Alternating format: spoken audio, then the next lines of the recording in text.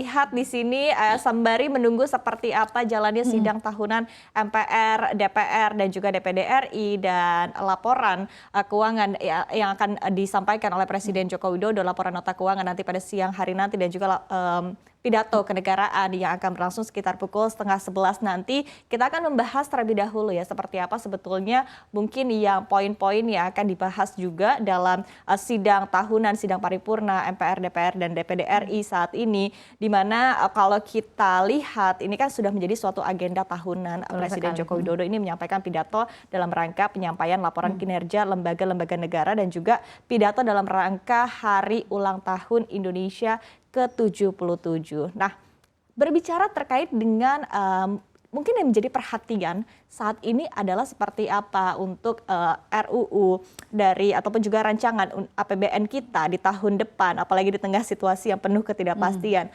Anda sendiri melihatnya seperti apa, Mbak Esa?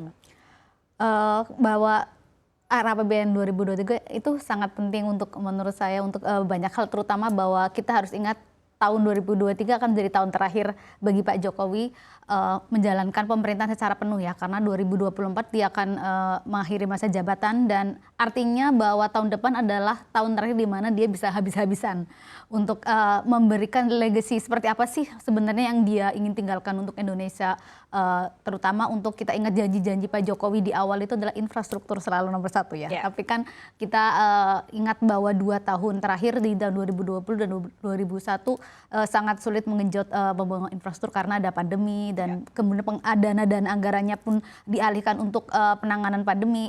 Dan jangan lupa juga tahun 2023 adalah tahun terakhir di mana pemerintah akan kembali ke defisit di maksimal 3% ya, setelah 3 tahun terakhir itu boleh di atas 3%, bahkan sempat 5%.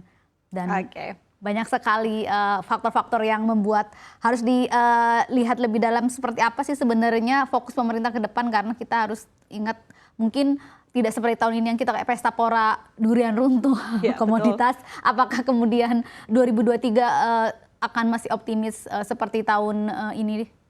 Oke, itu masih menjadi pertanyaan tentunya. Tapi tadi terkait dengan durian runtuh ini juga sudah di-mention ya oleh Menteri Keuangan kita Ibu Sri Mulyani yang menyebutkan bahwa mungkin pendapatan negara juga tidak akan sebesar ini juga di tahun depan. Mengingat tadi di tahun ini juga ada commodity super cycle, ada windfall juga dari komoditas, kemudian dari perpajakan juga kita ketahui ada tax amnesty jilid kedua juga yang berlangsung atau PPS ya yang berlangsung juga di tahun ini tentunya. Nah, tapi sebelum kita membahas mungkin poin-poin yang menarik perhatian untuk RAPBN kita di tahun 2023. Ada beberapa bocoran juga yang sudah tersebar ya di media terkait mungkin salah satunya juga terkait dengan kenaikan gaji PNS begitu. Tapi mungkin saya akan fokus terlebih dahulu terkait dengan evaluasinya nih untuk di sepanjang tahun 2022 ini. Karena kita ketahui mungkin dari beberapa asumsi makro yang ada begitu kan, tampaknya ada beberapa poin yang cukup jauh dari asumsi makro kita, terutama terkait dengan harga-harga komoditas. Mungkin dari Mbak Esa terlebih dahulu, seperti apa Mbak?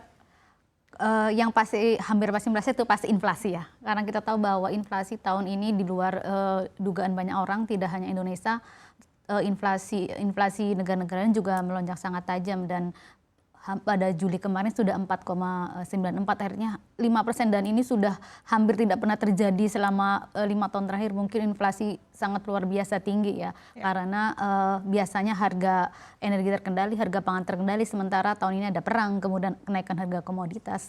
Jadi inflasi akan sangat sulit sesuai dengan target sebelumnya, dan saya rasa juga tidak mungkin ya. Terus kemudian mungkin justru yang agak membagian target pertumbuhan ekonominya. Oke.